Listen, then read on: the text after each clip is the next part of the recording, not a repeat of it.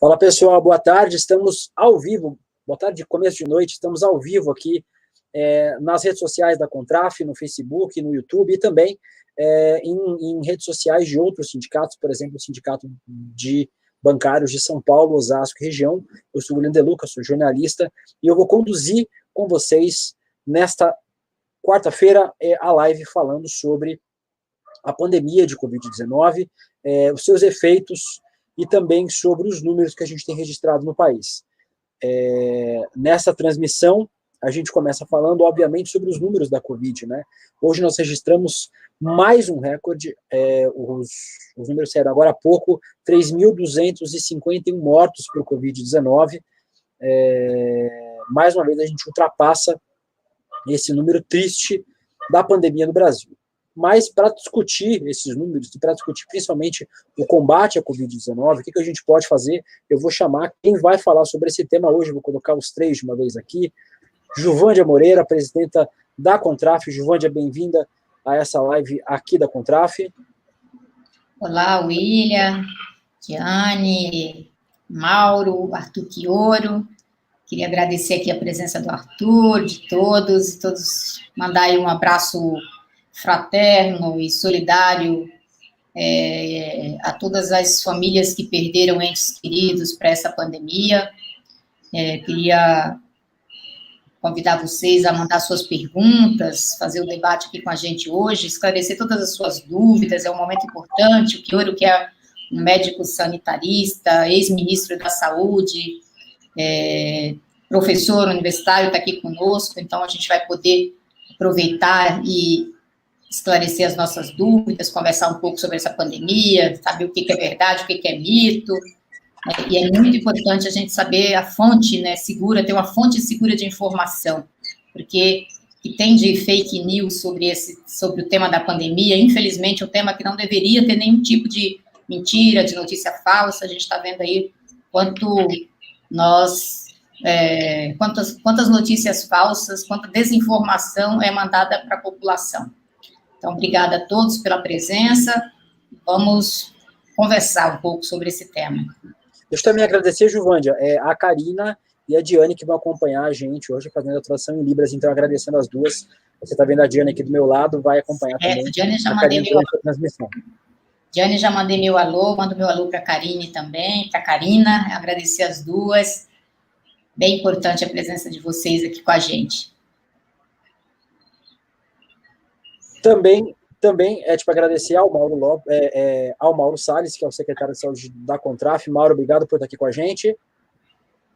Um bom final de tarde, início de noite a todos os espectadores.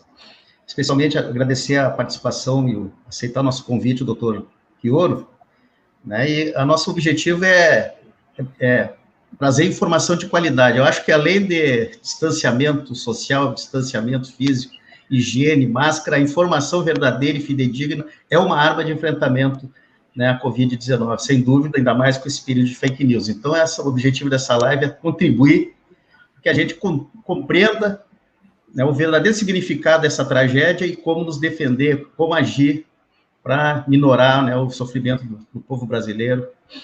E tenho certeza que daremos uma contribuição boa nesse sentido com a participação do doutor Chioro em especial. E também agradecer, obviamente, a participação do ministro da Saúde, médico sanitarista, professor universitário, Arthur Chioro, foi ministro da Saúde do governo da presidenta Dilma. Que saudade de ter um ministro da Saúde, viu, Chioro? Hoje a gente tem no Brasil o que eu estou chamando de dois ministros, mas não tem nenhum, né? A gente tem um ministro que está no cargo, mas não está no cargo, tem um ministro que vai assumir, mas não assume. Que saudade de ter um ministro na frente da pasta. Arthur, boa noite, obrigado por estar aqui com a gente. Eu que agradeço, viu, De Luca, o convite. Quero saudar você, companheiro que tem feito aí uma grande papel, né, ao longo desse ano. Bom, historicamente tem feito, mas esse ano, né, De Luca, é uma pauta recorrente, mas em especial saudar na figura da Juvândia, do Mauro, né, a todos os companheiros e companheiras, né, da Contraf, saudar também a Diane, né, que está nos acompanhando, nos ajudando, e me colocar à disposição. Quer dizer que, para mim, é uma satisfação estar aqui, em particular, sendo pautado com esse compromisso da gente tentar conversar as coisas a partir de uma informação segura, de uma informação fundamentada em conhecimentos científicos, que são, é preciso sempre dizer, né, vão mudando a cada momento. Nós estamos falando de produção de conhecimento praticamente em ato, né? Isso exige que nós possamos estar muito bem informados, até porque muitas das coisas que eram verdades no início da pandemia depois foram se demonstrando não consistentes, outras coisas foram sendo descobertas, mas acima de tudo, De Luca, eu acho que o que se coloca para a gente hoje é o desafio de como é que o Brasil, este país que tem 2,7% da população mundial, mas responde hoje por mais de 11% dos casos e óbitos de Covid no mundo, e nas últimas semanas, por praticamente, estamos chegando agora a 30%, gente. A gente que acompanha os dados, as estatísticas, vê as tendências de todos os países, até de países que vinham com condições dramáticas, muito mais explosivas que a nossa, que era o caso dos Estados Unidos, desde a eleição, a posse do Biden, reverteram, né, e nós aqui, nessa tragédia, e aí eu me somo à Juvândia, né? A gente tem que ter muita empatia, muito respeito às famílias, aos companheiros e companheiras que perderam muitos amigos. Acho que todos nós, de alguma maneira, né, já temos nas nossas relações gente que se foi, né, nessa tragédia que está muito acima, né? Assim, é um excesso. Nós teríamos já que enfrentar um momento muito duro, mas ninguém podia imaginar, né, que esse estrupício que se coloca como... Desculpa usar esse termo, mas porque a gente, além de ter que enfrentar o coronavírus, nós temos que enfrentar este verme, que é talvez o nosso maior inimigo, né? Porque passa mais de um ano boicotando qualquer medida que pudesse nos ajudar a enfrentar ou encontrar soluções para o nosso problema. Nós vamos ter oportunidade de discutir aqui ao longo dessa nossa jornada, né, democrática e de muito compromisso com a cidadania. Eu vou passar a palavra para a Wanda, e vai começar a mensagem para a gente. Acho que tem alguém que está com o computador aberto, está com o áudio voltando. Peraí. Pronto. Eu vou passar para a Giovânia, só lembrando que a gente vai ter também a participação da Tatiana Oliveira, presidenta do Sindicato dos Bancários do Pará, do Wellington Trindade, que é dirigente sindical do Sindicato dos Bancários de Pernambuco e da Contraf-CUT, e da Rosângela Lorenzetti, que é secretária-geral do Sindicato dos Bancários de Araraquara e a secretária de Saúde e Condições de Trabalho da FETEC São Paulo, que vão trazer um pouco do panorama dos seus estados também durante essa transmissão. Deixem também suas perguntas, seus comentários aqui do lado, que a gente vai colocando durante a transmissão. Juvândia. Bem, Kioro, hoje a gente tem uma mesa de negociação bipartite que está acontecendo. Essas negociações a gente chama de mesa Covid-19, porque ela tem mesas que tratam de outros assuntos, mas tem mesa que trata só sobre isso. A gente já teve assim, mais de 30 rodadas de negociação neste último ano. Desde 12 de março do ano passado, no dia 11 a OMS decretou a pandemia, no dia 12 nós começamos a negociar com os bancos, para colocar as pessoas em teletrabalho, porque dava para fazer o trabalho de casa e para proteger a vida das pessoas, né, dos bancários e bancárias aí do Brasil inteiro. Essa nossa negociação ela é nacional, então tudo que a gente negocia vale para todos os municípios, todos os sindicatos do Brasil, tem um comando que acompanha essa negociação. Então a gente foi cobrando uma série de providências e uma série de medidas. Primeira foi colocar todo mundo do grupo de risco em casa. Era assim, olha...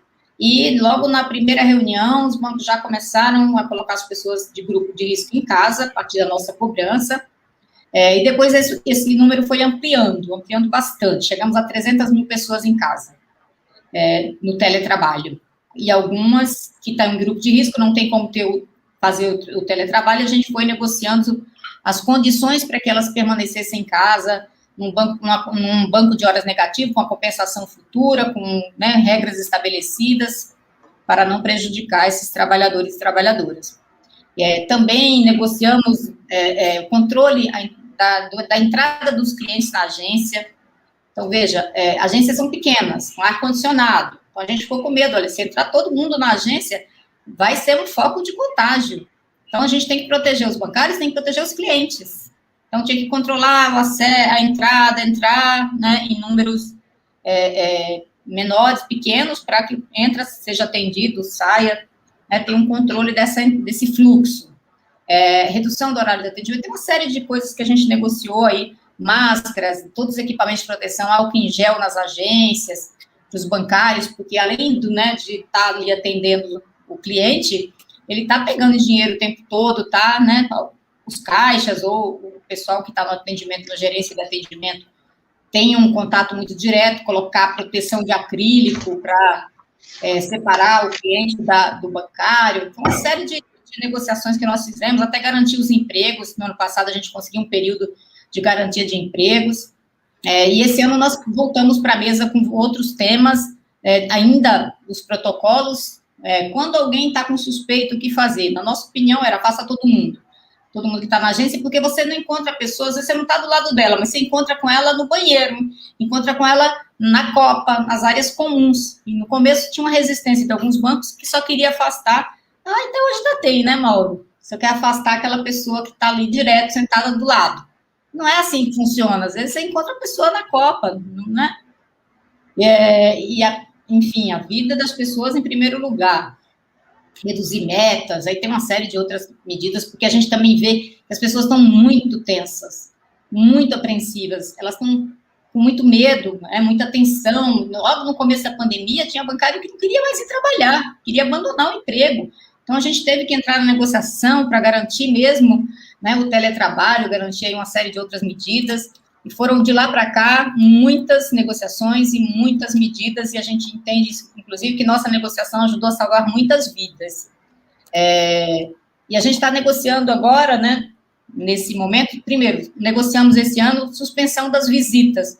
Imagina, o bancário ia até a loja ou o estabelecimento comercial, sei lá, a empresa do cliente, para pegar a assinatura de um contrato, seja lá o que for, chega lá o cliente e fala assim, não, eu não uso máscara, né? Aí ele é negacionista igual o Bolsonaro.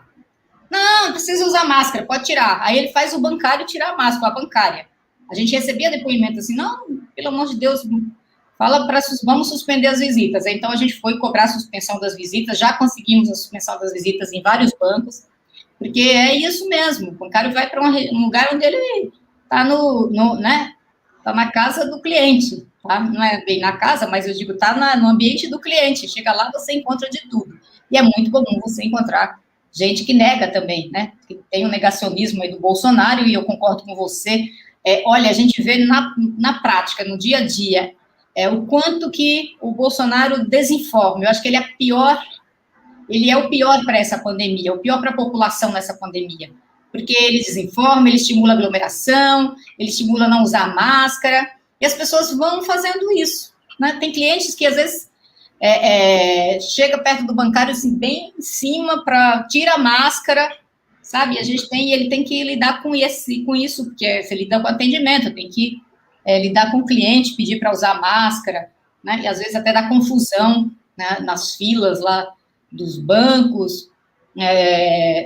Tivemos que deixar as pessoas no autoatendimento exatamente para marcar, né, o chão com distanciamento, mas é difícil porque, às vezes, o cliente não cumpre. Então, a gente, né, cobrou dos bancos campanha para que os clientes usassem os meios digitais, não fossem à agência nesse período, e agora está aí feriados sendo decretados, e nós com bastante dificuldade, porque tem banco que quer que todo mundo vá trabalhar, mesmo no feriado. Santander, por exemplo, está botando todo mundo dentro da agência e fica lá vendendo produto, né? Num momento como esse, de desemprego altíssimo, de queda da atividade econômica, e os bancários são obrigados a vender ainda um monte de produtos. Então, esse é o balanço que a gente faz desse 1 ano de pandemia. E eu queria, inclusive, perguntar para você qual que é o balanço que você faz desse 1 ano de pandemia. Você já falou algumas coisas aqui, né? A gente podia ter tido vacina, a gente já devia ter mesmo vacina, o governo falhou, onde que ele falhou, né? Porque todo mundo, por que o mundo inteiro, você tem vários países no mundo desenvolvidos que já tem vacina, compraram mais que suficiente, e o Brasil não tem nem o suficiente, está aí patinando. Ia começar aí com essa pergunta, não sei se fala o Mauro ou o Chioro já responde, William, vamos... E eu acho que aí na próxima o Mauro fala... Né? Doutor. Isso, depois eu faço outra questão. Desculpa, eu estou chamando de Chioro, assim, eu não sei se eu... Não, tranquilíssimo. Minha presidenta aí pode chamar de qualquer coisa, não tem problema não, né? Eu acho assim, em primeiro lugar eu queria destacar o esforço da categoria de vocês, da Contraf, dos sindicatos, de ter, desde o início, percebido a importância de estabelecer na mesa de negociação limites muito concretos, reivindicações muito concretas, que eu acho que amenizaram demais o impacto. Então, eu queria, de cara, já deixar esse registro. Teve muitos sindicatos, muitos ramos, né, que não conseguiram ter êxito até hoje, né, lamentam profundamente o impacto. Eu tenho acompanhado, porque tenho sido chamado para discutir em vários lugares, a despeito, às vezes, inclusive, né, da direção sindical, da direção da organização dos trabalhadores e trabalhadoras, não é fácil, né, obter essas questões. E, de maneira geral, Gilvândia, eu queria chamar a atenção para algumas questões que são importantes e que a categoria dos bancárias não será, muito provavelmente, diferente a despeito das especificidades. Primeiro, né, o forte adoecimento em função da Covid, dos familiares com Covid. Vejam, a Covid é uma doença terrível, porque assim, ela mata uma parte importante das pessoas. De cada 5 que vão para a UTI, 4 evoluem para óbito. É uma loteria. Sair, depois que você tem caso grave, não é fácil, né?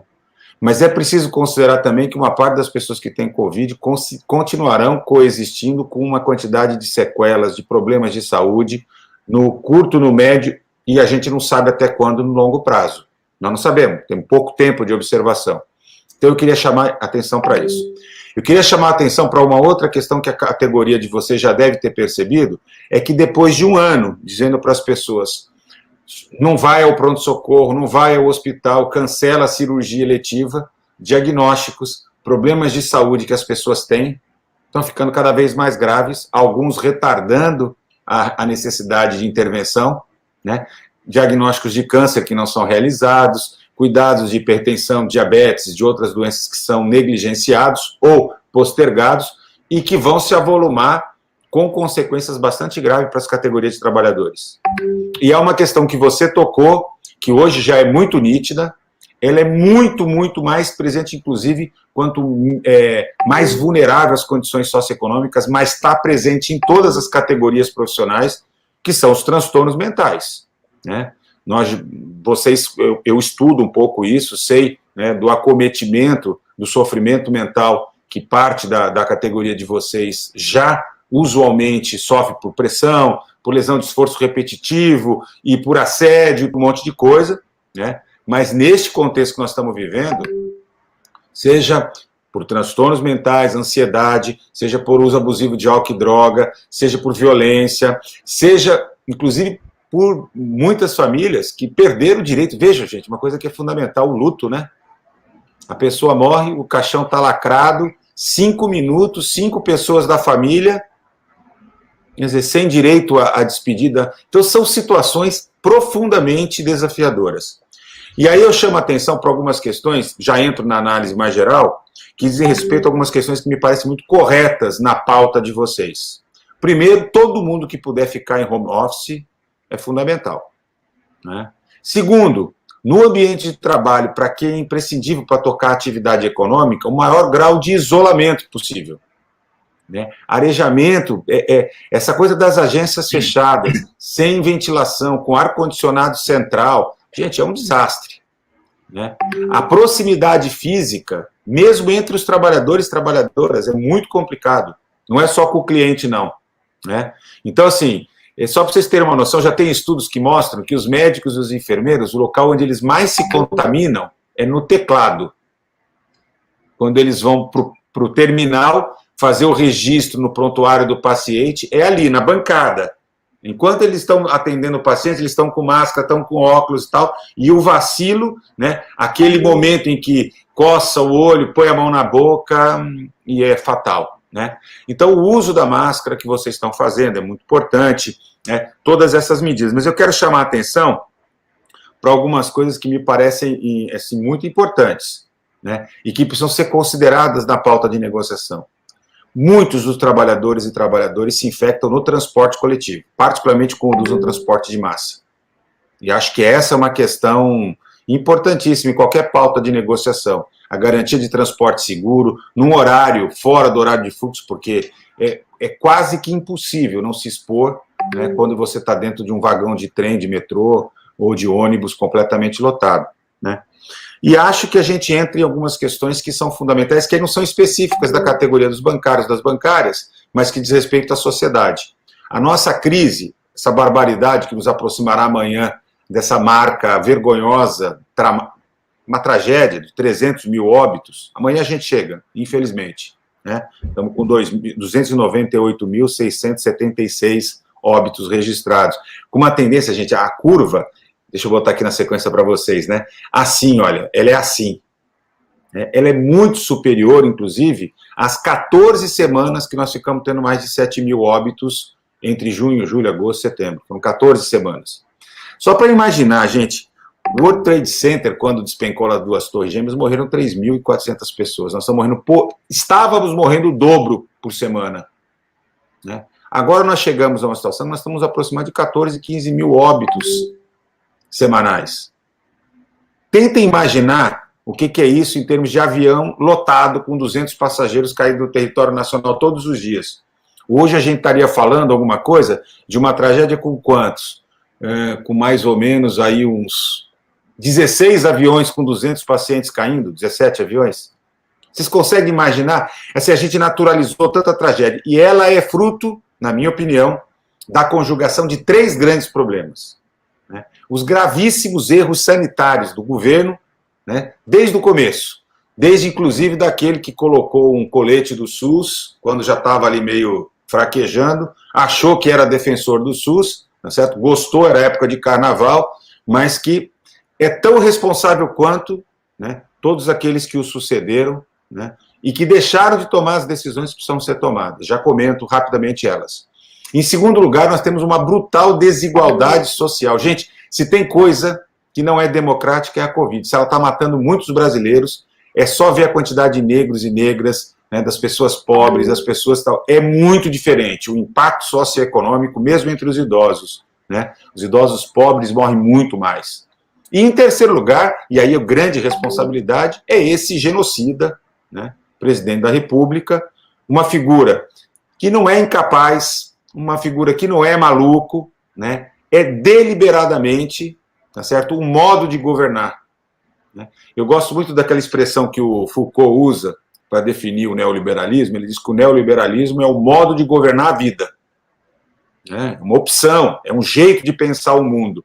No caso do Bolsonaro, é uma expressão clara da necropolítica. Ele leva aqui, em essência, o neoliberalismo com uma abordagem absolutamente fascista, sem nenhuma empatia, sem nenhum compromisso. Então, assim, não imaginem que ele faz as coisas deslocadas. Por exemplo, entrar com arguição contra 3 estados que propuseram lockdown nesses últimos dias para perder, estava exatamente no cálculo estratégico. Ele queria que o Supremo dissesse, perdeu, porque ele vai dizer para essa massa dele, olha, eu não estou tomando atitude, a economia não está melhorando porque os governadores não me deixam governar, porque o Supremo se mete, etc. Então, é um jogo, né, daquela familiciana ali que toca ali, muito importante. Então, assim, a negação, o terraplanismo, né, a maneira de tratar a pandemia, a quebra da unidade nacional. Vejam, nós temos um sistema único. O Brasil é um país interfederativo, 5.570 municípios. Estou vendo aqui gente do Brasil inteiro, vocês sabem do que eu estou falando. 26 estados federal. No momento como esse, o Ministério da Saúde e o governo federal tinham um papel fundamental em conduzir medidas sanitárias, organizar a ação, a resposta do Sistema Único de Saúde, convocar os recursos privados para entrar no jogo da maneira que tinha que ter entrado, que não entrou até hoje, garantir o apoio à pequena, microempresa, aos pequenos empresários para sobreviver e, fundamentalmente, garantir auxílio emergencial para a população pobre sobreviver e investir, fazer dívida soberana, como estão fazendo os países capitalistas mais ricos, para ter um projeto de nação e salvar a economia e as vidas. Ao contrário, o que a gente está vendo, né, é um desastre. Eu vou pegar o exemplo da vacina, mas eu podia pegar o exemplo da falta de oxigênio, da falta de leitos de UTI, podia pegar de medicamentos, esse uso ideológico de medicamentos que não tem nenhuma comprovação e eficácia clínica, pelo contrário, fazem mal para a saúde, para caramba. Mas vou pegar o exemplo da vacina. Né? Tem gente que ainda não percebeu que quem segurou a aquisição das vacinas foi o Guedes. Porque faz parte da lógica do ajuste fiscal, gente. Foi por isso, apostaram o seguinte, olha, esse negócio vai passar, põe dinheiro só numa vacina, nada contra a Fiocruz, viu, gente? Pelo contrário, a Fiocruz é um patrimônio nosso, mas coloca recursos só numa vacina, abre aquela guerra ideológica com aquele também infeliz do governador de São Paulo, que se apropriou do Instituto Butantan e piorou ainda as coisas, né? E desdenhou da possibilidade de produção e aquisição de vacinas por outros laboratórios. E vejam só, nós poderíamos ter comprado, Giovanni, 50% de vacina para a nossa população do Fundos COVAX Facility, que é o fundo da Organização Mundial de Saúde, UNICEF, com preços negociados internacionalmente, então mais baratos, ia sair a $3 a vacina, e nós podíamos ter comprado para 50%, ou seja, alguma coisa em torno de 240 milhões de doses. O governo só comprou o mínimo, 10%, no último dia, no último momento, sem pedir prioridade, e ainda assim porque a base a oposição, no Congresso Nacional, tinha caído matando o Conselho Nacional de Saúde, a imprensa, os governadores, etc. Então, eles não teriam pedido nada, seguindo o Trump. Quando, doutor? Oi? E isso quando? Quando que ele fez essa opção? Isso foi ano passado, julho, agosto do ano passado. Julho, agosto do ano passado. Então, nós só vamos receber vacina no final da fila. Então, eu vou resumir essa história para entender o que vai acontecer. Existe uma capacidade de produção mundial de vacina que é limitada. O Instituto Butantan, linha de produção, só permite fazer 426 mil vacinas por dia se chegar o insumo farmacêutico que vem lá, né, da Índia. A Fiocruz, a mesma coisa, só agora vai começar a produzir, está recebendo os primeiros. Então, nesse andar, eu quero trazer uma notícia que é ruim para vocês. Mas olhando exclusivamente para o que nós temos contratado, nós só atingiremos 70% da meta de vacinação, que não é vacinar toda a população brasileira, porque não estão aí os menores de 18 anos, mais ou menos 3 milhões e 400 mil mulheres que engravidaram ao longo desse período, né, é uma cota, e mais as que estão amamentando, que hoje estão fora da vacinação, né? Mas para atingir 70% do restante da população brasileira, nós só chegaremos em agosto, setembro de 2022. Fim da fila. Qual é o percentual é que dá uma... 2022, eu não estou errando, não. 2022. Tem uma consultoria internacional, que é muito forte, é usada pelas farmacêuticas. Ela publicou recentemente um relatório olhando para aquelas planilhas Excel fictícias do Pazuello e cravou o Brasil pelas planilhas que não são contratos assinados, só em abril do ano que vem. O estudo que a gente fez no Laboratório de Saúde Coletiva da Unifesp, o LASCO, do qual eu faço parte, né, a gente pegou só aquilo que está contratado, que está garantido. É segundo semestre do ano que vem. Claro que pode ser que se contrate mais, mas nada leva a crer. E, além do que, esses laboratórios também têm capacidade produtiva limitada e estão no fim da fila. Então, por exemplo, a Índia, nós sabemos que, por exemplo, a África, mesmo alguns países da Ásia, ainda não foram fortemente atingidos como foi a Europa, como foram as Américas, né? Mas a Índia já começa a ter pressão popular para que o governo interfira sobre os laboratórios para fornecer menos para o exterior e vacinar mais a população indiana. O doutor Chioro? Fica à vontade. Não, é só para introduzir, além da vacina, eu teria uma dúvida da questão da vacina. Até para esclarecer a turma, qual o percentual de população vacinada para dar uma tranquilizada na turma? E outra questão que, além da vacina, que vai demorar, como você falou, nos preocupa agora, por exemplo, hoje saiu que 6 estados não têm estoque de oxigênio suficiente, foi noticiado, né? Também a questão dos medicamentos, né? A falta de medicamento para intubação, enfim, né? Além, a vacina vai demorar, tá uma tragédia a negociações e o manejo com isso. E nos preocupa ainda, surge mais esses fatos, né, de oxigênio e de medicamentos. E, além disso, a Fiocruz hoje também, eu li uma nota, detecta novas mutações. Né? Qual é o perigo disso? Nesse processo todo, ainda novas mutações, a vacinação pode ser, tem que começar tudo de novo ali adiante. Para vocês... Eu fiz uma série de questões... Um dado importante é que São Paulo teve 1.000 mortes nas últimas 24 horas, é o maior estado da federação, o mais populoso, o mais rico, e os remédios para intubação, segundo as informações divulgadas pela imprensa, hoje duram mais 7 dias. Então, a situação é muito mais grave, né? Eu participei hoje de um podcast com a médica que é presidente da Associação Brasileira de Medicina Intensiva, dos médicos que trabalham em UTI. O quadro é desesperador, mas vamos lá. Deixa eu começar primeiro por uma boa notícia, né? Os dados indicam que os idosos vacinados em fevereiro, com mais de 90 anos, que foi por onde começou a vacinação, tiveram uma brutal redução da manifestação de casos graves, de internações e de óbitos, mostrando que a vacina é segura e funciona. Então, essa é uma boa notícia. Isso, a médio prazo, vai aliviar o sistema de saúde, porque as pessoas vacinadas, particularmente as idosas com comorbidade, etc., vão diminuir a necessidade de leitos de UTI. O problema é que há uma lentidão nesse processo. Você veja que nós estamos... Vamos dar o exemplo do Chile aqui do lado, gente.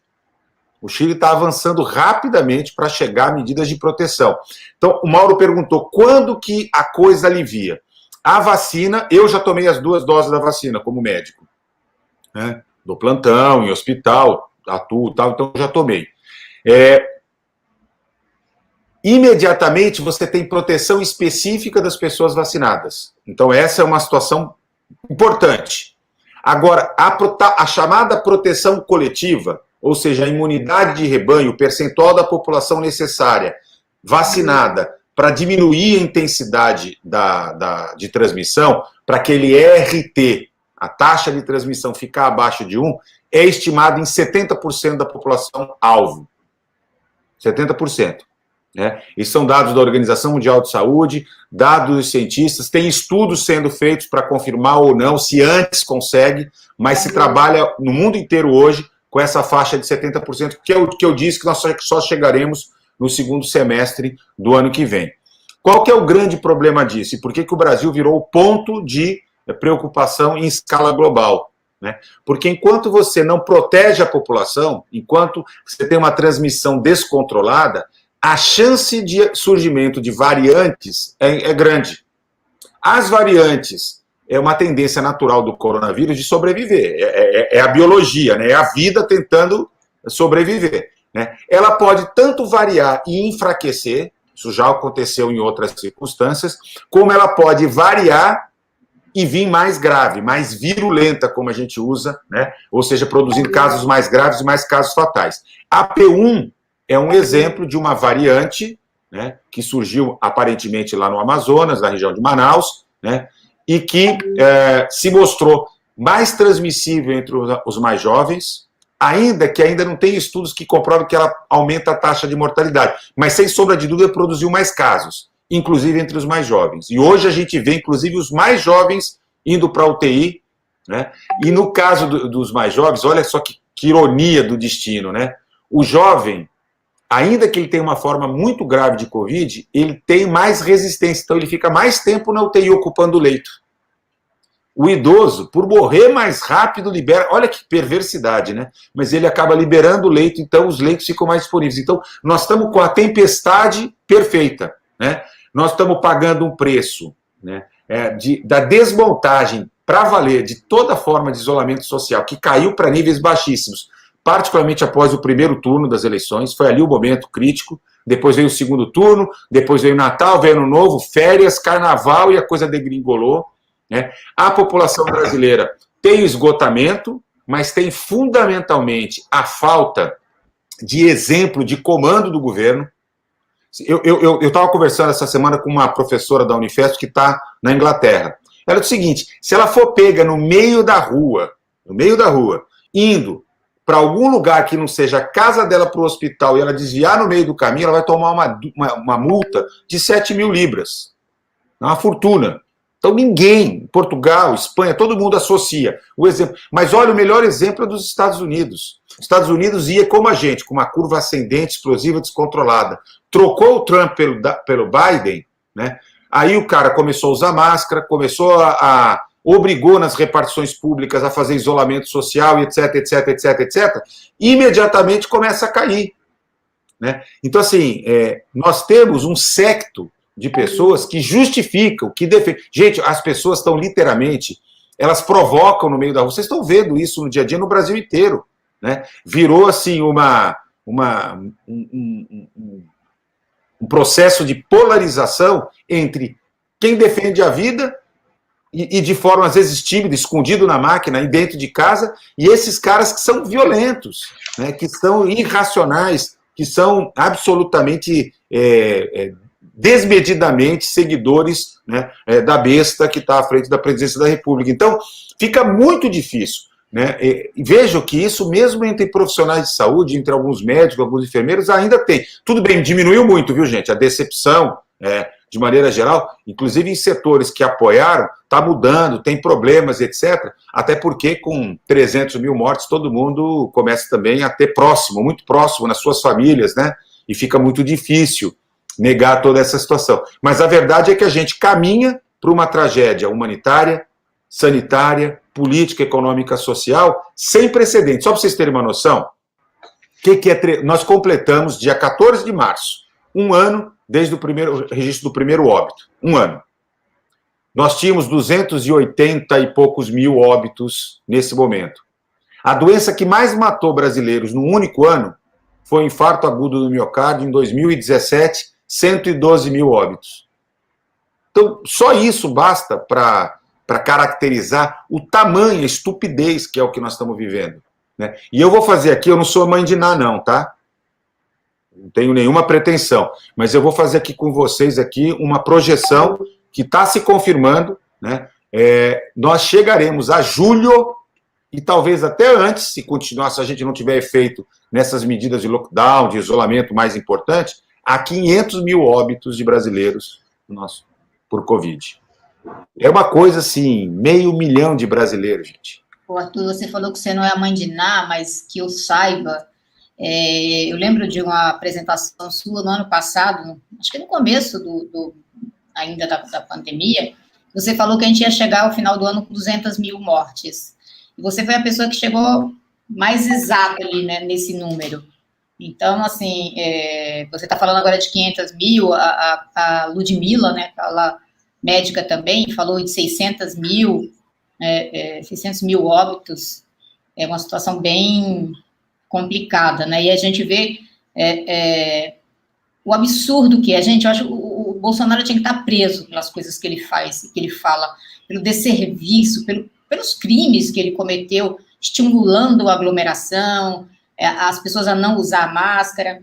E tem gente perguntando aqui, porque também, e a vender remédios, né, porque eu nunca vi uma coisa dessa, o cara não é médico, não é nada, e está lá fazendo propaganda de remédio.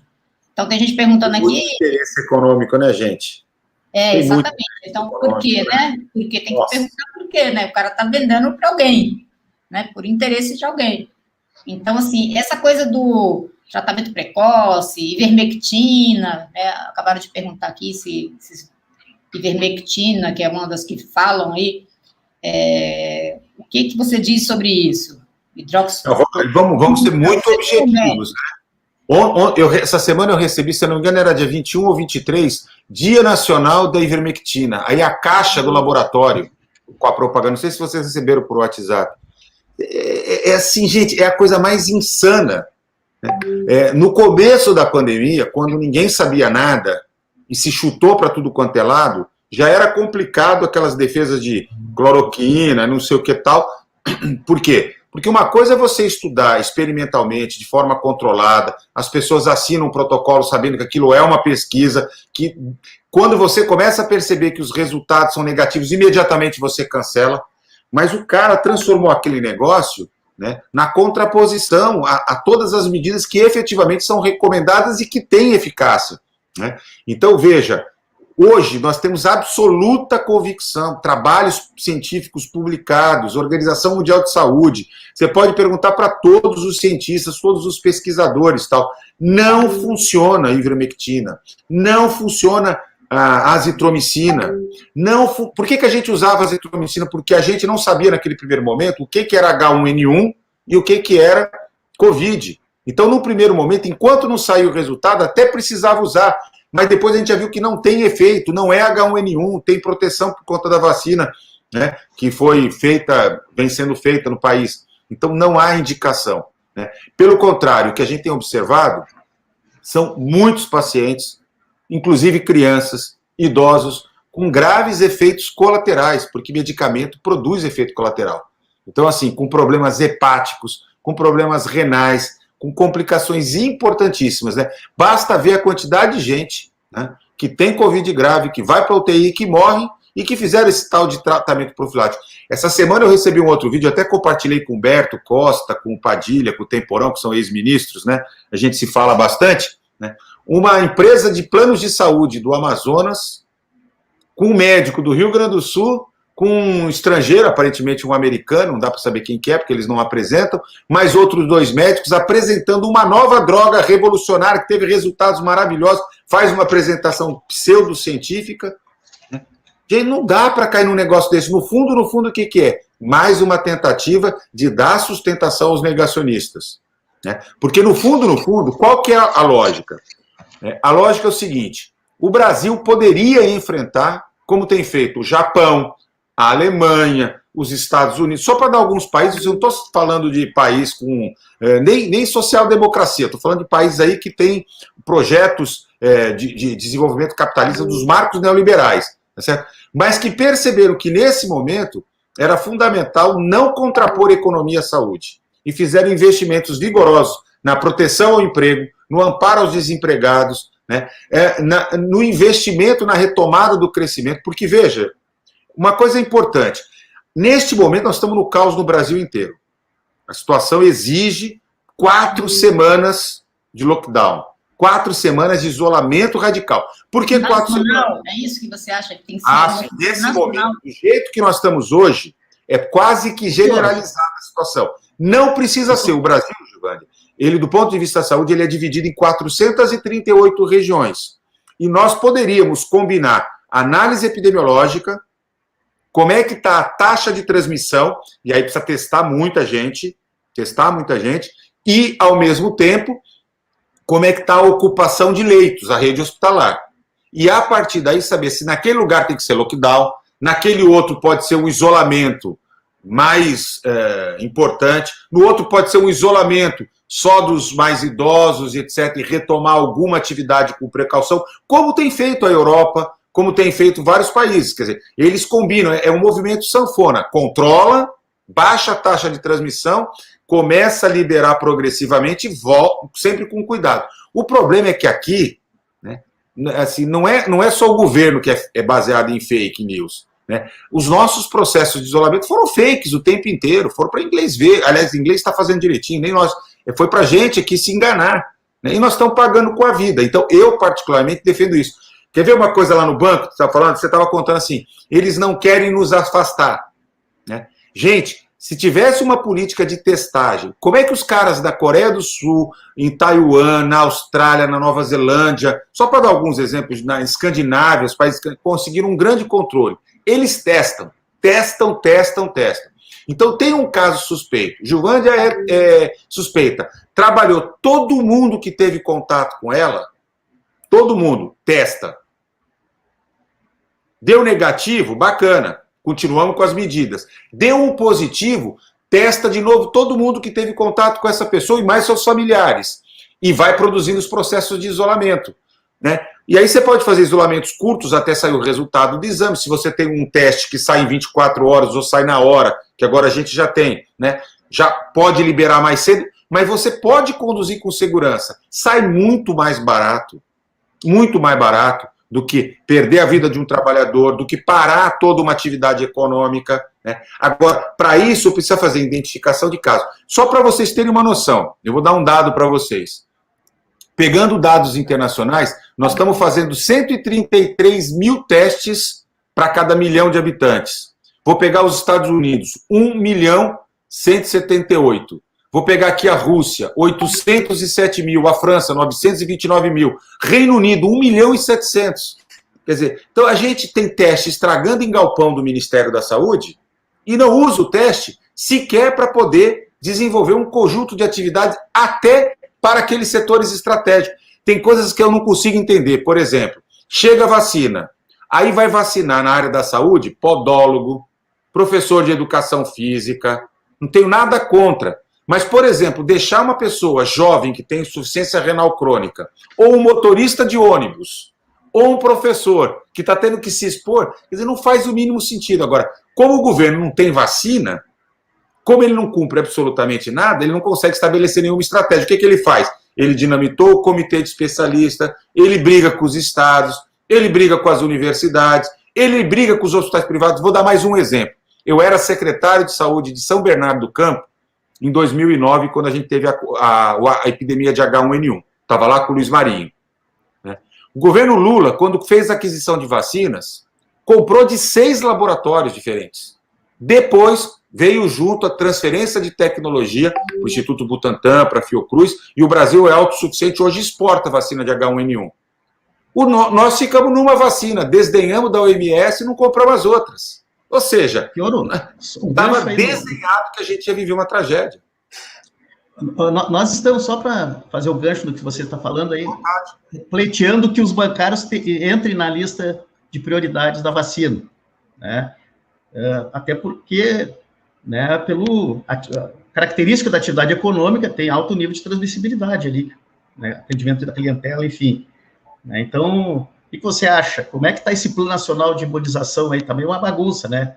Os critérios são muito políticos. E outro elemento, a questão da compra de vacina por parte de empresas, que também há uma pressão que os bancos, que as empresas comprem para fazer seus funcionários. Acho que queria dar uma abordada nisso.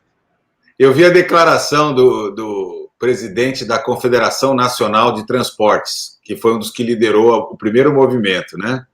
E o nosso empresariado é muito bacana, né? Eles falam tanto da ineficácia do sistema público, né? Da supremacia do privado, e a mesma vacina que o governo brasileiro, nessa merreca, comprou a $3, eles estavam dispostos a pagar $23,50, né? Depois é o seguinte, vamos considerar o seguinte, Mauro, existem 8 bilhões de pessoas no mundo. Portanto, com exceção de um dos produtores, né, que é a Janssen, que conseguiu produzir uma vacina de uma única dose, todos os demais laboratórios demandam 2 doses. Então, nós estamos falando de 16 bilhões de doses para o mundo. Os governos fizeram compras imensas, União Europeia, governo dos Estados Unidos. Os Estados Unidos comprou vacina para 3 vezes. E por que ele comprou 3 vezes? Porque ele não sabia qual dos 3 ia dar certo. Então, ele comprou de 4 laboratórios e tem um excedente. A Espanha, para 3 vezes. Canadá, para 5 vezes a sua população. Só que os laboratórios não entregaram ainda as compras da União Europeia, não entregaram todas as compras do governo americano, do governo canadense, do governo brasileiro, etc. Quer dizer, não haverá condição, nenhum laboratório vai fazer venda privada e colocar uma compra, sabe, do velho da Havan, na frente, vou ser muito sincero, na frente dos governos. Porque depois, quem faz as compras públicas são os governos. O grande comprador a gente acha muitas vezes que quem compra são as pessoas na farmácia. Mas os medicamentos caros, as vacinas, quem compra são os governos. Tá certo? E se eles fizerem isso, tanto que eles já rechaçaram os movimentos que foram feitos, que partiram aqui do Brasil. Eu não acredito, a não ser laboratório muito chinfrim, sem segurança, sem vacina, e no final da fila, quando todo mundo já tiver vacinado, aí o privado vai voltar, vai poder comprar. Então, não acho que é por aí. O que é a minha opinião? A quebra da patente. Minha opinião é que os bancários deveriam se associar fortemente, né, ao conjunto de outros movimentos em defesa de vacina para todos e, sim, reivindicar que trabalho presencial, exposição, merece ser protegida. Então, eu não tenho nenhuma dúvida disso. E vou dizer mais. Está faltando vacina, então tem critério mesmo. Os mais idosos, as pessoas que têm comorbidade. Então, por exemplo, entre os bancários, os que forem mais velhos, primeiro. Quem for obeso, primeiro, porque é uma situação de risco, inclusive os mais jovens. Quem é hipertenso, quem é diabético, quem é não sei o quê. Então, se a gente não tem para todo mundo, nós podemos até entender que tem que ter uma fila com prioridade, né? E isso me parece que é uma situação que qualquer pessoa com o mínimo bom senso toparia. Agora, dizer para para o bancário ou para o professor da escola pública, né? Volta para o trabalho e eu te vacino daqui a um ano, ou nem te digo quando você vai ser vacinado, é de uma perversidade sem momento. Até porque vocês voltarão para casa e encontrarão seus pais, seus avós, né? Um tio que é um idoso, uma pessoa que tem uma comorbidade, vão servir como fonte de transmissão da doença. Então, eu vejo sim que assim, não é nenhum, como é que eu diria assim, movimento corporativo ou desqualificado colocar na pauta vacinas para todos e todas já. Deixa É exatamente essa nossa campanha mesmo, vacina para todos. E aí, como a gente está, né, tem várias categorias que são atividades essenciais, que tem que estar lá no atendimento e atendem muita gente, tem, né, esse risco de contágio, que esses trabalhadores sejam colocados na preferência da vacina, depois, é claro, dos idosos, né, desse grupo que está agora já classificado, porque senão aí começa a entrar grupos que você fala assim, bom, é só porque fez lobby com o Bolsonaro, é só porque é negacionista, está lá junto com os caras e entra na prioridade sem nenhum critério técnico, porque se põe os cientistas para, né, estabelecerem os critérios, eles vão estabelecer quem está na atividade presencial, quem tem risco, né? Agora, o Chioro, e a quebra da patente, você defende? Não seria uma solução a quebra da patente? Eu acho que ela pode ser, mas este governo, né? Veja, olha, nós temos 2 processos de transferência de tecnologia que estão em curso da vacina. Uma para a Fiocruz e outro para o Instituto Butantan. Né? Quebrar patente nesse sentido para quê? Veja, diferente para medicamentos de intubação, para determinados produtos, que tem laboratório, inclusive, fazendo o jogo, né? Tem um jogo de mercado na história.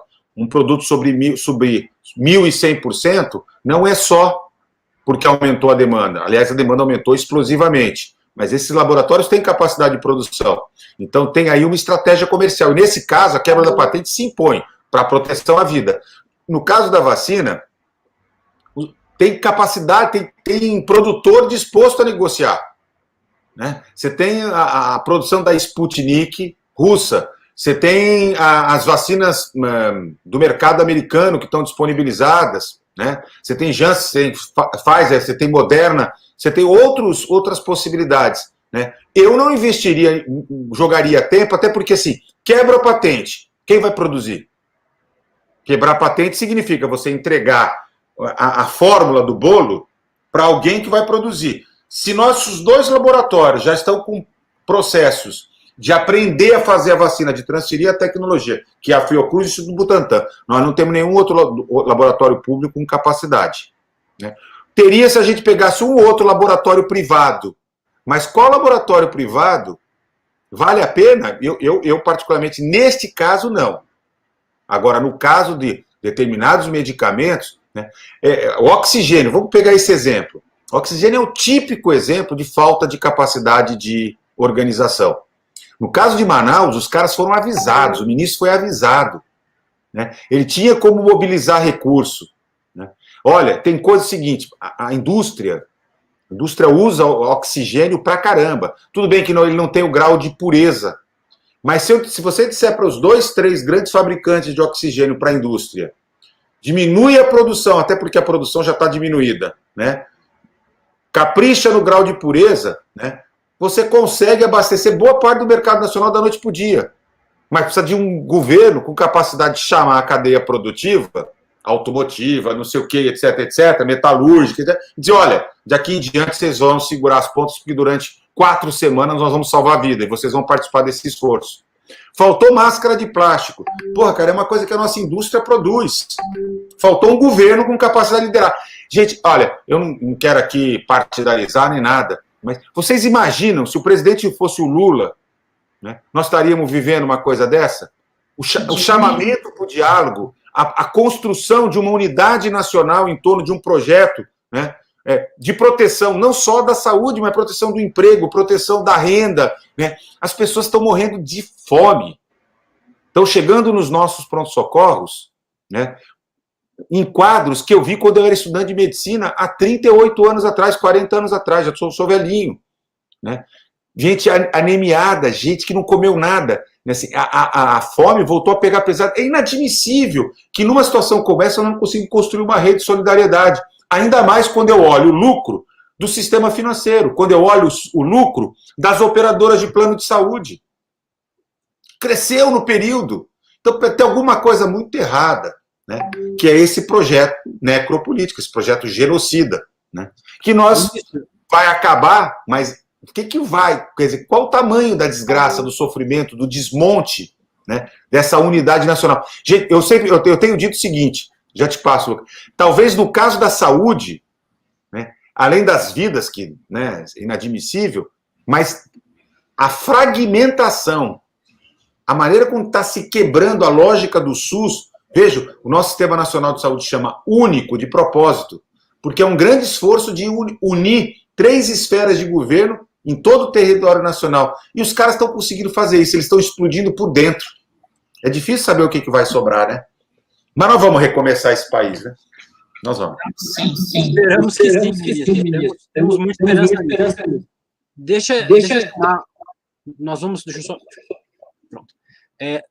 Deixa eu só chamar. Aqui nós vamos receber 3 convidados para falar também um pouco sobre a situação da Covid-19 em várias regiões do Brasil. Eu vou chamar primeiro aqui a Tatiana Oliveira. A Tatiana é presidenta do Sindicato dos Bancários do Pará.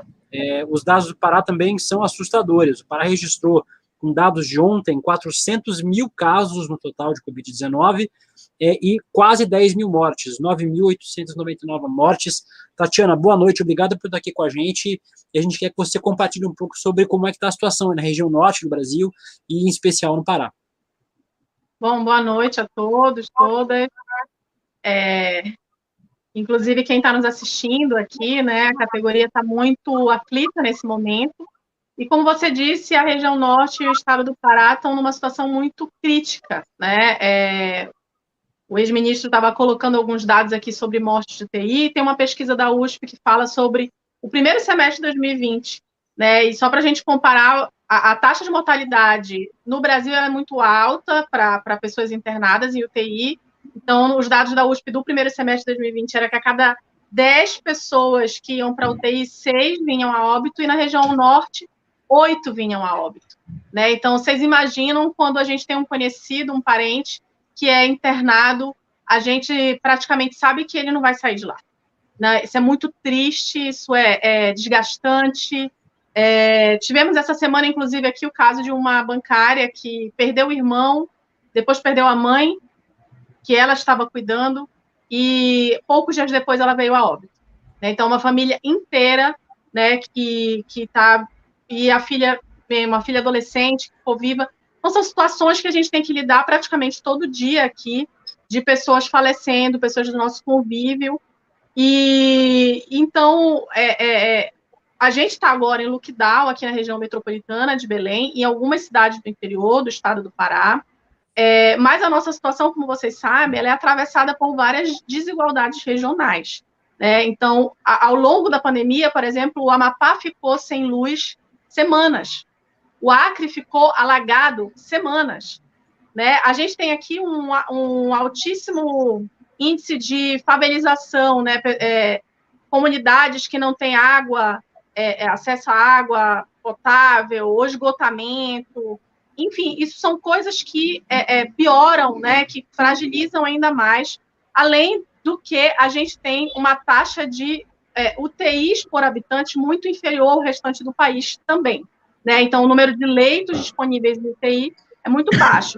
E como já foi colocado aqui, é muito evidente que o governo federal lavou as mãos. Quando a gente teve o caso no Amazonas de falta de oxigênio, o que o governo fez foi enviar o oxigênio do Amazonas para o Amapá, né? Então, entre os estados que estão agora com, como você disse há pouco, 6 estados do país estão com previsão de acabar o oxigênio. Desses 6, 3 são da região norte, né? Então, a gente realmente está vivendo um cenário muito difícil aqui na nossa região, e a gente precisa que a gente tenha esse olhar. A Giovândia sabe, né, nas reuniões do comando, nos espaços, a gente está sempre faltando esse olhar. Ano passado, por exemplo, quando explodiu aquela loucura das pessoas adquirirem estoques de álcool gel, uma das alternativas que a FENABAN deu foi descentralizar a compra.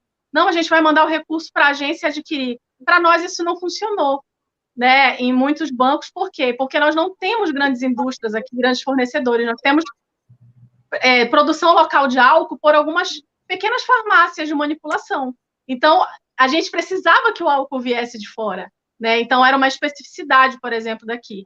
E aí eu ficava perturbando a Fabi e outras pessoas, dizendo, gente, o banco tem que comprar de maneira centralizada e enviar para nós, porque aqui o pessoal está rodando atrás e não encontra, e quando encontra, é num preço absurdo. Então, são esse tipo de situações que a gente se deparou ao longo da pandemia, né? E aqui o que a gente espera nesse momento é que, novamente, a gente consiga avançar em algumas medidas, já que nós estamos realmente num pior momento, né? Que a gente consiga avançar em algumas medidas e que essas medidas também tenham um olhar para essa realidade que a gente vive na região norte, que é especialmente ruim, né? Então, essa seria, digamos, a minha contribuição em termos de dados, algumas situações que a gente tem enfrentado aqui no Pará e na região norte como um todo.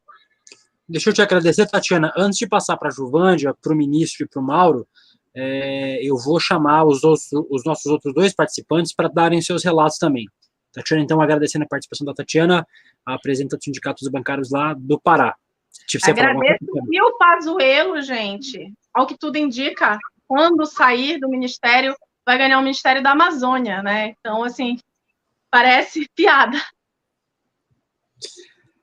Esse governo parece piada literalmente, né, Tatiana? Eu quero agradecer de novo a sua participação, Tatiana, e chamar o Wellington Trindade, que é do Sindicato dos Bancários do Pernambuco. O Wellington também é da Contraficute, o estado do Pernambuco, que hoje já contabiliza mais de 330 mil infectados e está chegando a 12 mil óbitos por Covid-19. Wellington, boa noite, obrigado por estar aqui com a gente. Acho que você traga um pouco sobre esse panorama do estado do Pernambuco e também da região Nordeste, que é uma das que tem sido muito afetadas pela Covid-19. Boa noite, ministro. Boa noite, Juvândia. Boa noite, Mauro. A situação, você acabou de dizer, William, nós temos estamos batendo recorde, assim como o Brasil, diários de mortes em cima de recorde. Né?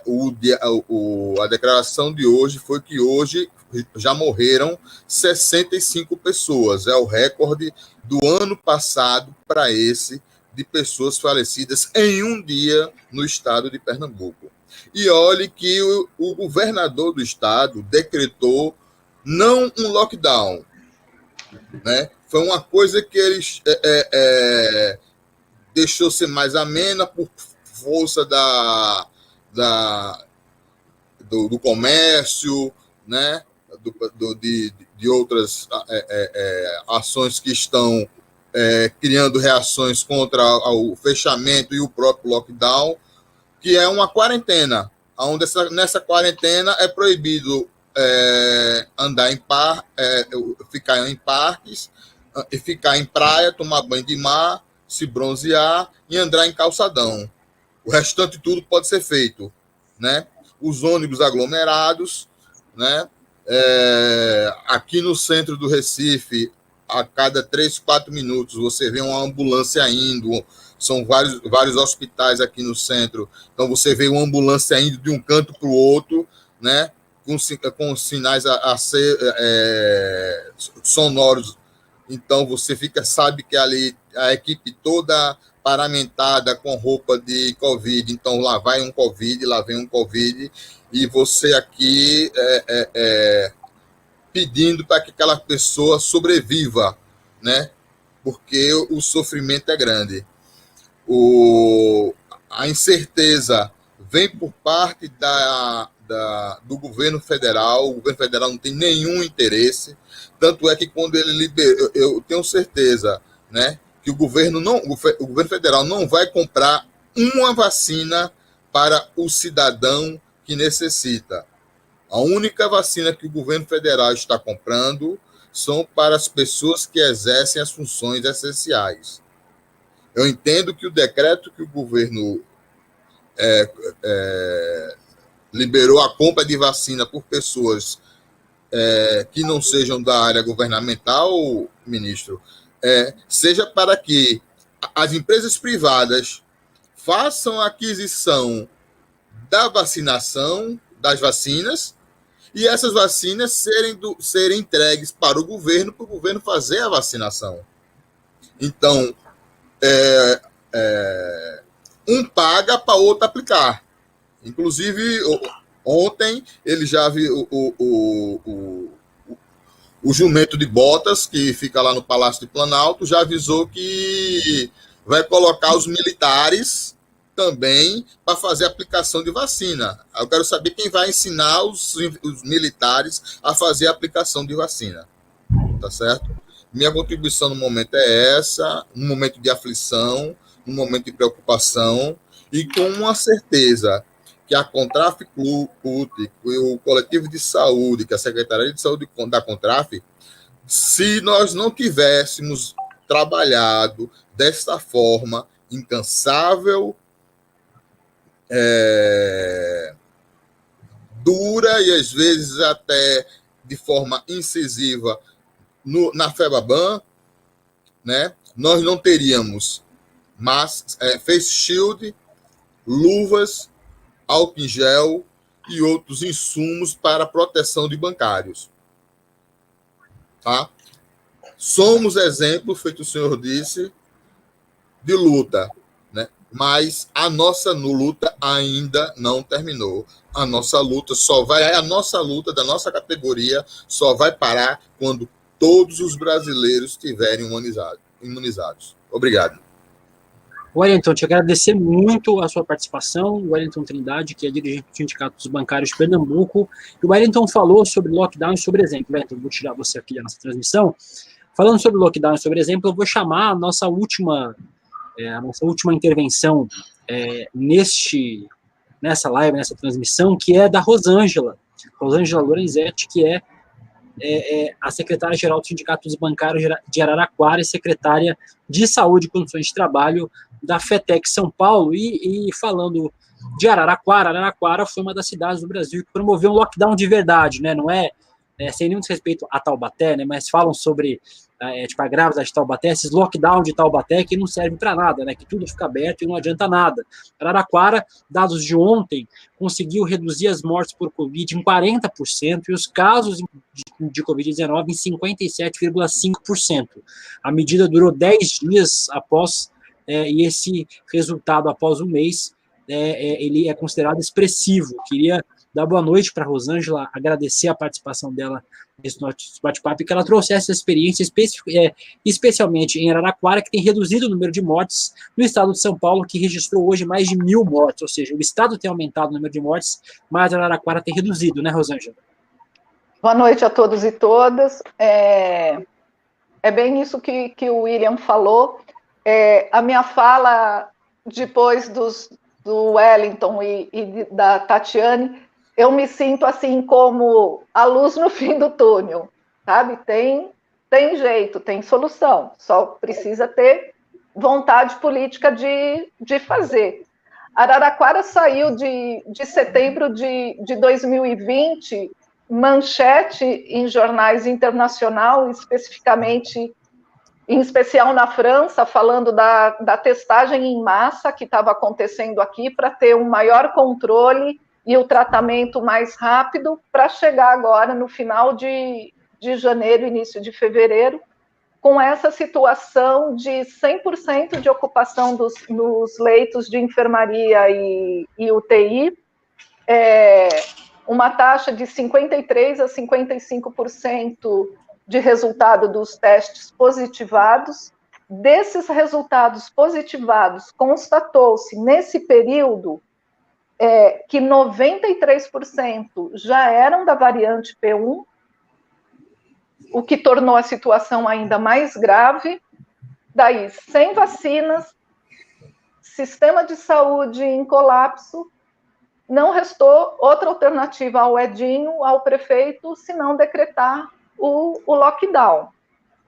Foi uma decisão fácil? Não, foi uma decisão muito difícil, uma decisão que requer muita coragem, para enfrentar o sistema financeiro, os empresários aqui da cidade, e também muita determinação. Como disse o William, foram 10 dias de lockdown mesmo, de verdade, só funcionou farmácia e as unidades de saúde. E como disse o Chioro, quando a pessoa saía, ela tinha que comprovar por declaração médica ou com o ticket da farmácia que foi ou a unidade de saúde ou comprar uma medicação, senão tinha uma multa de R$6.000. Os bancos também permaneceram fechados nesses dias. Um ponto positivo e assim de envolvimento do poder público, do prefeito, é que o próprio prefeito fez contato com a FENABAN, explicou a situação do município, comunicou que entraríamos em lockdown e pediu a contribuição deles no sentido de não entrar com nenhuma ação contra a prefeitura na tentativa de abrir as agências bancárias. Então, foram 10 dias muito difíceis, de muito ataque, grupo de empresários e cidadãos que não acreditam na gravidade da situação, não acreditam no resultado que dá um lockdown, um isolamento social, batendo no prefeito, tentando jogar a população contra, mas os resultados estão aí. Redução do número de mortes ainda está um pouquinho alto, mas assim, é o resultado das contaminações antes do lockdown. Mas redução do número de internações, o número de pessoas em quarentena reduziu 58%, e o que a gente saiu lá de 53%, 55% de resultados positivos, nós estamos hoje com 20%. Então, assim, um lockdown bem feito dá certo. Tá? E só falando da categoria bancária, que a Ju falou logo no início. Nós, nos 2 primeiros meses de 2021, nós tivemos o dobro de contaminações na categoria bancária do que nós tivemos em todo o ano de 2020. Então, a situação se agrava a cada dia. Então, é necessário medidas rígidas e verdadeiras, não essas cheias de verniz que nem tá por aí. É isso, obrigada. Quero te agradecer muito, Rosângela, pela sua participação. Lembrando que Araraquara, para quem não conhece o estado de São Paulo, Araraquara é uma cidade muito grande no interior de São Paulo e recebe pacientes de outras cidades também, né? Tem isso. Então, Araraquara tem lockdown, outras cidades não, mas Araraquara continua recebendo pacientes das cidades da região ao entorno de Araraquara. Rosângela, obrigado pela sua participação. Eu vou repassar agora para a Juvândia, para o Mauro e para o ministro para comentarem sobre isso que a gente falou. Só o Wellington, ele lembrou para a gente que em Pernambuco conseguiram, junto ao Conselho Estadual de Saúde, que os bancários sejam incluídos na 4ª etapa de vacinação das pessoas que realizam serviços essenciais. Feito o registro aqui, Wellington. Agora é importante o Chioro comentar, né? A gente vê que essa dicotomia que eles tentam colocar aí, que o Bolsonaro fica falando, né, da economia, dos empregos, como se fosse assim, completamente, né, falha, infundada, né, porque se ele tivesse feito o lockdown desde o começo, tivesse feito tudo certo, tudo rápido, tudo prontamente, nós não estaríamos, né, com esse 1 ano e tanto, e agora no pior momento, né, depois de 1 ano a gente está no pior momento da pandemia, né, e a economia vai se agravando ainda mais, a situação econômica, exatamente por causa da incompetência dele, por causa das decisões que ele tomou calculadamente, né, só pensando, não sei nem o quê, porque ali é difícil saber o que passa naquela cabeça, mas nós sabemos que não é empatia pela população, não é preocupação com a população. Então, eu acho que o Chioro podia comentar aí, a gente vê a situação diferente do país, né, o norte com problemas econômicos, a população mais pobre. Eu acho que tem uma questão, Joane, que acho que é muito interessante da gente anotar, e acho que vou chegar depois, inclusive, nessa experiência de Araraquara, que a gente tem acompanhado muito de perto. Eu sou um dos que sempre defendi que, no ano passado, pelo menos, não agora eu tenho uma opinião diferente, e eu explico por quê. Que nós não deveríamos ter feito um lockdown geral no Brasil. Diferente, por exemplo, de Portugal, que é pequenininho, de Espanha e tal, né, que cabem, Argentina, cabe dentro do estado de São Paulo, né, só para ter uma noção, menor que muitos dos nossos estados do norte, em termos de distâncias e tal. O Brasil viveu no ano passado, eu vou usar uma palavra que pode parecer meio difícil, mas vocês vão entender. É como se a gente não tivesse uma única epidemia de Covid. Nós tivemos processos assíncronos. Ele estourou feio no Recife, em Fortaleza, em Manaus, no Macapá, né, em Belém, São Paulo, Rio de Janeiro e tal, mas demorou, por exemplo, para chegar no Rio Grande do Sul, chegar no Paraná, Santa Catarina, na região centro-oeste. Então, a gente também não foi sentindo, porque a epidemia não foi concentrada em poucos meses, em poucas semanas. Ela ia varrendo regiões e ela exigia, naquele momento, em que as medidas fossem adotadas regionalmente. Vários estados, não o que o governador de São Paulo fez na época da eleição, por exemplo, que ele literalmente pegou a cidade de São Paulo e isolou da região de Guarulhos, da região de Osasco, da região do ABC, uma região totalmente conurbada, aí não justifica de jeito nenhum. Mas é possível pensar que as medidas possam ser adotadas por estados ou por regiões, de acordo com a gravidade. Como eu falei, taxa de transmissão, como é que está a capacidade de oferta de leitos, né? Como é que está o quadro epidemiológico. Então, é possível fazer isso.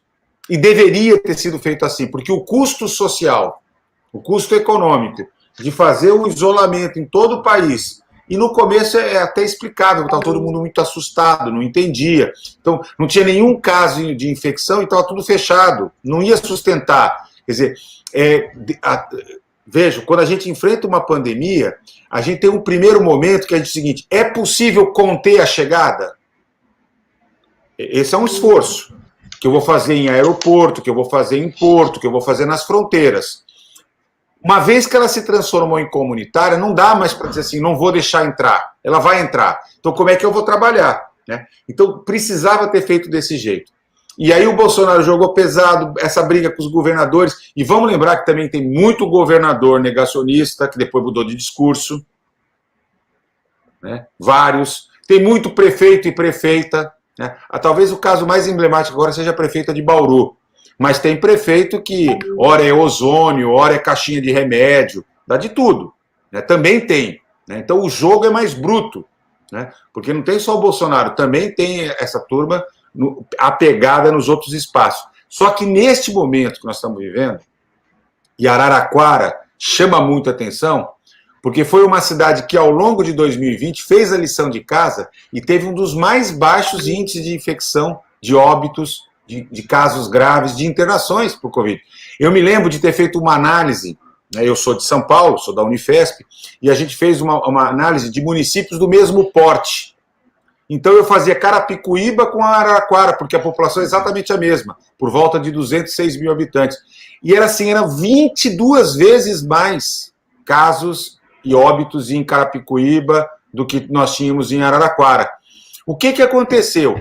Teve uma série de mudanças em curso. Chegou. Só que aí vem a diferença do gestor, de como é que ele responde, de como ele mobiliza a sociedade, como ele chama. Eu vou dar um outro exemplo, que eu acompanhei de perto, que foi o jeito que Niterói, no Rio de Janeiro, também enfrentou. Tem problemas, mas tentou envolver a Câmara, tentou envolver os setores comerciais, tentou chamar os religiosos e não deixar, né, essa dominação, essa polarização, né, de que Deus vai salvar e que os religiosos não têm nenhum compromisso com essa história. Então, quando você consegue unir a sociedade, é um pouquinho menos difícil. Vamos dar um exemplo. A França, essa semana, teve que botar polícia para poder desfazer uma festa de carnaval com aglomeração de milhares de pessoas em Marseille. Né? Então, assim, tem problema. Nas nossas periferias, tem um debate, Gilvândia e Mauro, que é muito interessante. O Luca conhece bem essa história lá na periferia de São Paulo. Né? Como é que você diz para um menino que mora no Paraisópolis, que tem uma expectativa média de vida de 44 anos, que tem 32 anos, que se ele não tomar cuidado ele vai morrer?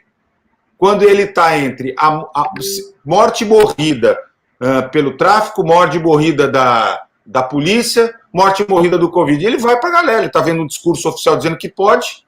E hoje passando dificuldade financeira, inclusive, né, ministro? E hoje passando dificuldade financeira por causa do caos na economia. Claro. Então, assim, sem nada de cultura, sem acesso à internet. Gente, hoje nós temos na universidade pública, eu dou aula na Escola Paulista de Medicina, uma das mais importantes faculdades de medicina. Tenho muitos meninos que vieram das escolas públicas, vieram pelo sistema de cota. Excelentes alunos. Tem dia que eles não conseguem de jeito nenhum entrar na aula. Não tem internet no bairro, não tem internet em casa. Está compartilhando, o irmão está na escola. Né? Então, assim, é preciso pensar também essa dinâmica. Por isso que eu acho que faz a diferença. Gente, eu comecei dizendo que a nossa tragédia era a conjugação de 3 fatores.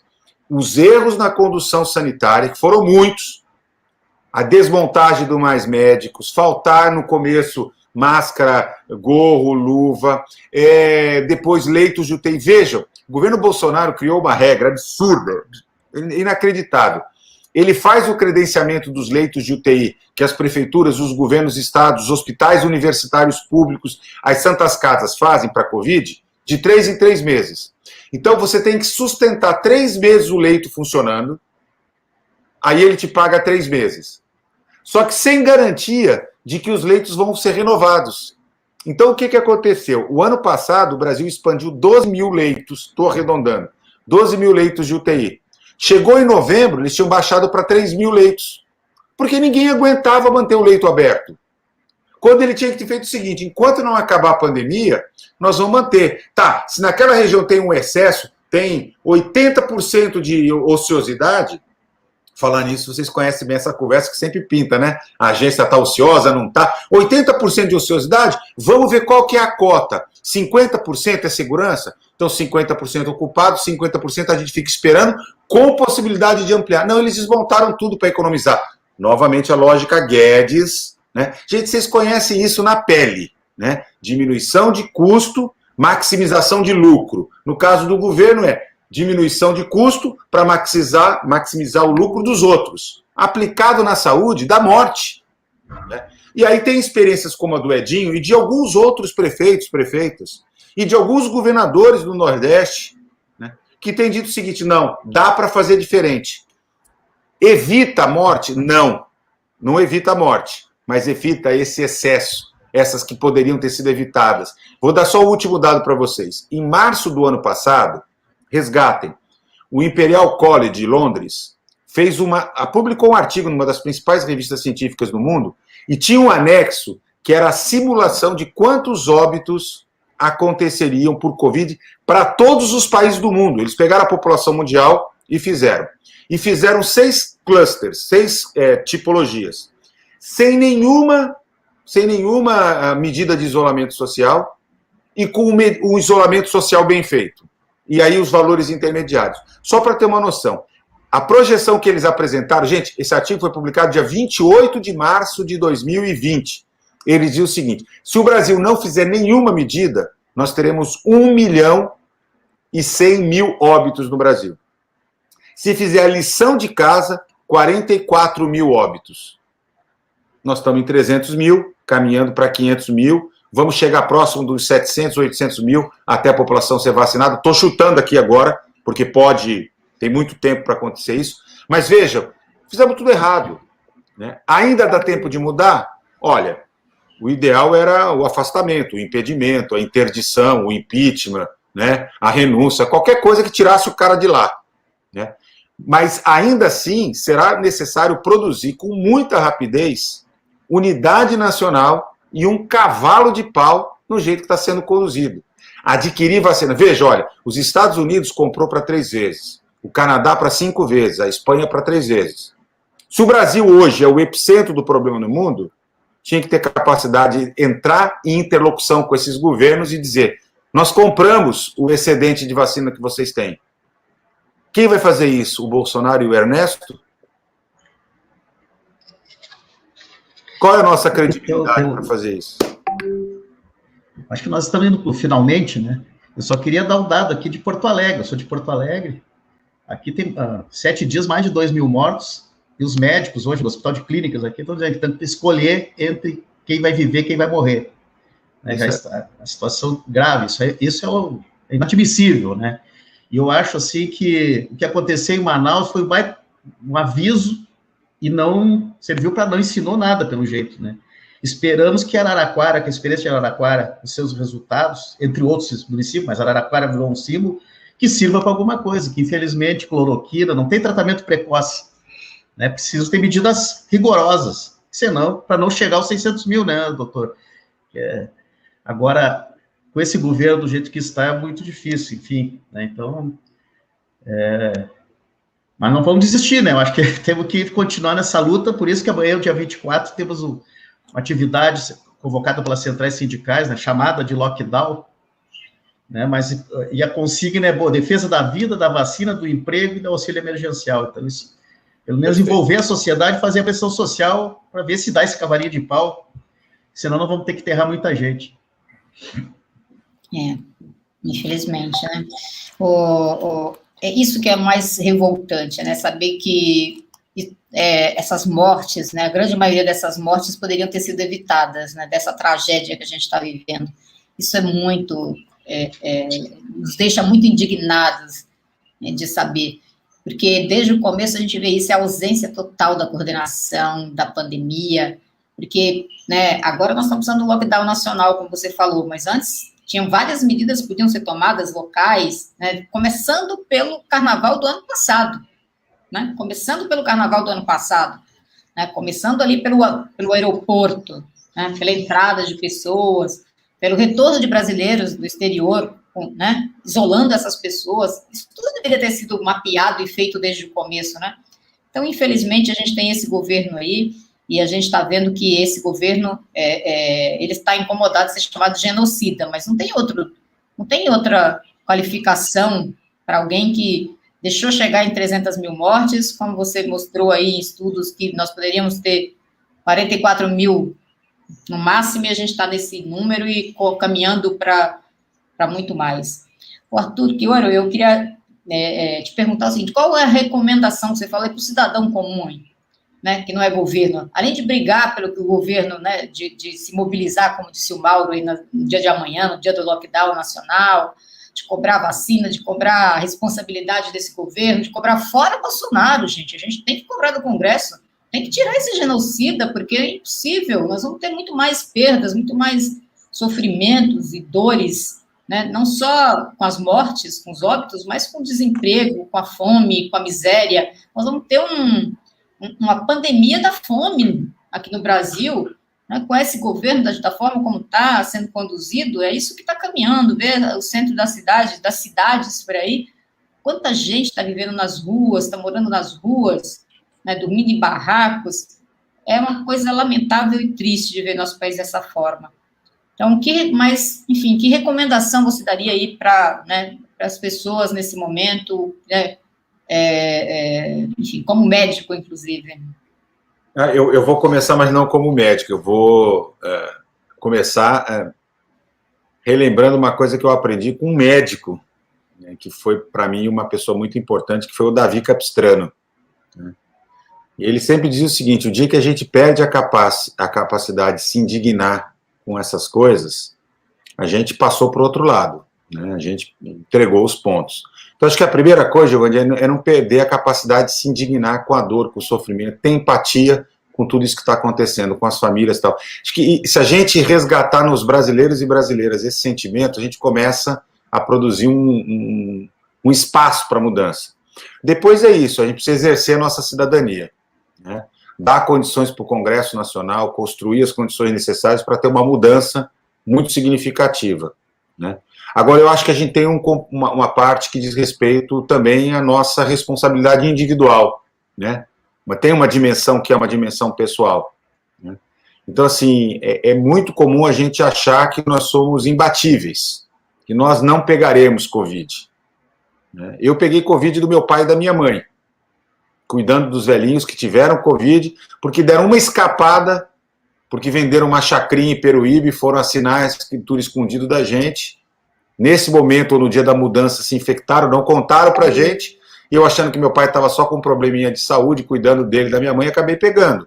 Então, assim, é altamente infectante a doença. Então, a gente precisa ter clareza de que precisa ser, assim, obsessivamente cuidadoso. A coisa do uso da máscara, Joana, está mais do que comprovado de que a máscara tem impacto mesmo para proteger né? Desde que junto venham outras medidas, né? Esse cuidado com as mãos, a coisa de lavar a mão, de usar o álcool em gel. Eu sei que é um saco, mas é importante. E, neste momento, fundamentalmente, contribuir para a não circulação, né? Para a não aglomeração. Não é hora de visitar o amigo, visitar o avô, mas tinha uma festa. É hora de fazer uma contribuição, sabe? Vai ler, vai ver série, entendeu? Vai para a janela xingar o Bolsonaro, corre no quintal, corre dentro de casa. Sabe, a gente vai ter que, de alguma maneira, perceber assim, a vida vai continuar, esperamos que para todos, mas vai depender muito desse movimento. O que foi dito aqui é muito sério mesmo, a gente só consegue reverter o movimento e ter o impacto depois de algumas semanas. No caso dos óbitos, no caso, número 9 de casos, com 2 semanas já começa a reduzir. 3 semanas já é evidente. No caso dos óbitos, ainda demora, nós vamos ver quase que ainda durante um mês, porque você tem esse estoque de casos graves que estão na UTI lutando contra a vida, né, que vão complicando, e as pessoas lutando contra a vida tal, e a despeito de todo o esforço, eles acabam morrendo. Então demora um tempo. Aliás, os bolsonaristas se fiam nisso, né? Fez o lockdown, não mudou nada, eles querem resultados imediatos. Mas é muito claro, gente, hoje já tem estudos que mostram, que vão associando, né, o lockdown eu estou chamando de lockdown, mas os graus diferenciados de isolamento. E aí, eu quero só fazer uma última mensagem para a categoria dos bancários e das bancárias, né? Não deixem de lutar, né? Acho que assim, pelos seus direitos, por ter um ambiente de trabalho seguro, pela segurança, pegando aqui o Mauro, né, pela segurança da saúde do trabalhador e da trabalhadora, é um legítimo direito que vocês têm, né? E estendam essa luta de maneira solidária a toda a classe trabalhadora, porque poucas categorias têm hoje a força de luta que vocês têm, né? São mais frágeis. Então, a vitória de vocês, o fortalecimento da categoria, ela também é importante para a luta dos trabalhadores e trabalhadoras do Brasil. Inclusive para nós da área da saúde, né? Vocês não imaginam o quanto que é difícil também construir as nossas pautas, ainda mais num contexto em que todo mundo acha que a gente tem que ser herói e heroínas, né? Somente as mulheres que são maioria na força de trabalho, né, na área da saúde. Todo mundo acha assim, bom, porque são médicos, porque são enfermeiros, técnicos de enfermagem, eles fazem qualquer coisa. Não. Precisa, antes de tudo, se proteger também, proteger suas famílias. Então, estamos juntos nessa. Obrigado pela oportunidade de estar aqui com vocês, tá? Eu que agradeço, nós que agradecemos, né, Mauro, a presença aqui do Arthur Ouro. Você tocou num assunto que eu acho que dá uma outra live, que é a questão das sequelas. Porque parece assim, sobreviveu, tá ok, né? E aí, às vezes, é que começam os problemas, né? Eu também peguei Covid e fiquei com sequelas. Conheço várias pessoas que ficaram com sequelas. Problema de memória, problema de insônia, problema de vista, diabetes, né? Enfim, conheço várias pessoas com problemas de sequelas, né? Sérios, e eu acho que a gente também tem que alertar isso para as pessoas, para ver se elas se conscientizam ainda mais e também se atuam mais como cidadãos, cobrando, né, as medidas. Quando a gente vê a gravidade dessa doença, dessa pandemia, a gente quer se mobilizar, a gente quer ajudar, pelo menos a resolver a parte que a gente pode resolver, que é cobrar do governo medidas, cobrar do Congresso medidas, né, cobrar o afastamento do Bolsonaro, porque o Bolsonaro... Defender o SUS também, tá? Eu esqueci, viu, Joana? Defender o SUS, com certeza, defender o SUS, né? Do povo brasileiro.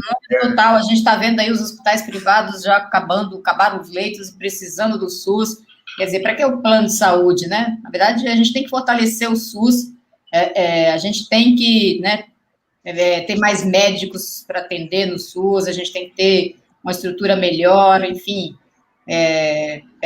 O caso da Inglaterra, né? Quando você tem uma saúde pública fortalecida, quanto que isso é bom para a população, é bom para todo mundo, né? Não vê a saúde como uma mercadoria, mas vê a saúde como um direito fundamental que a gente tem que lutar aí para juntos, né? Então, agradeço aqui a audiência de todos vocês, queria passar aqui para o Mauro também, para se despedir. Dar uma boa noite, agradecer a audiência, especialmente o doutor aí. Nós íamos fazer uma live de 1 hora, já está 1h40. E fluiu o debate, mais. Mas é sempre assim. mas muito esclarecedor, né? A gente quer divulgar bastante, além dos que assistiu ao vivo, divulgar, porque eu volto a frisar, ter a informação correta, saber como agir, né? É essencial nesse momento. Mas, acima de tudo, é exercer a cidadania, né? Porque não é nós temos que nos cuidar individualmente, agora a saída é coletiva, né? Aí pressão sobre o governo, sobre os governos, enfim, né? Pressão, né, sobre os empregadores, né? A gente tem que nos cuidar individualmente, mas ter uma ação coletiva para enfrentar esse vírus. E não é uma luta difícil, cheia de sofrimento, mas também nós temos que tirar alguns ensinamentos desse processo. Com certeza, nosso espírito de luta da categoria bancária, de luta coletiva, nos inspira e não vamos desistir nunca. Vamos torcer o destino a golpes de vontade, que nem dizia Che Guevara. Muito obrigado. Muito bem, Mauro, queria agradecer aqui aos intérpretes, né, que estiveram conosco.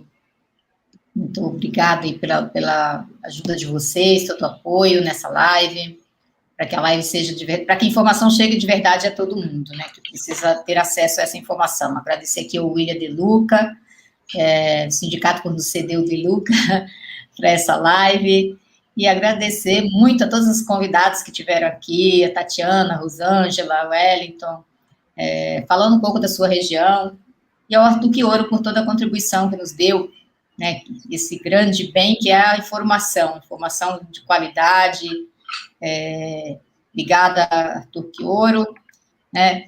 Quem dera se a gente tivesse um ministro da saúde como você, que aí não estaríamos nessa situação, né, com a tua capacidade, com a tua visão, para priorizar a vida, né? E eu queria encerrar aqui lembrando que amanhã é o nosso lockdown nacional, então nós vamos ter movimento nas redes sociais, e também a gente está chamando aqui na categoria bancária o lockdown solidário, porque nós temos emprego, então a gente está empregado, a gente está, né, então quem tem que ajudar quem não tem, então a gente tem um monte de instituições sérias que estão precisando de doação, de ajuda, então a gente tirou lá no Comando Nacional dos Bancários que amanhã é dia de fazer também um lockdown solidário, de contribuir com quem está precisando, de doar cesta básica, né? Então, por favor, faço um apelo aí a todos que nos assistem, todos os bancários e bancárias do Brasil, para a gente fazer o dia de amanhã um dia de luta, né? Um dia de solidariedade, né? Um dia um dia pela vida mesmo, como o Mauro falou aqui, um lockdown pela vida. Lockdown pela vida, com movimento nas redes sociais, cobrando medidas sérias, cobrando aí fora Bolsonaro, porque, né, pela vida, pelo emprego, pela saúde, não tem jeito, fora Bolsonaro. Eu encerro assim, e um grande abraço a todos vocês, mais uma vez, um abraço, Arthur, obrigada aí pela sua contribuição aqui com a gente.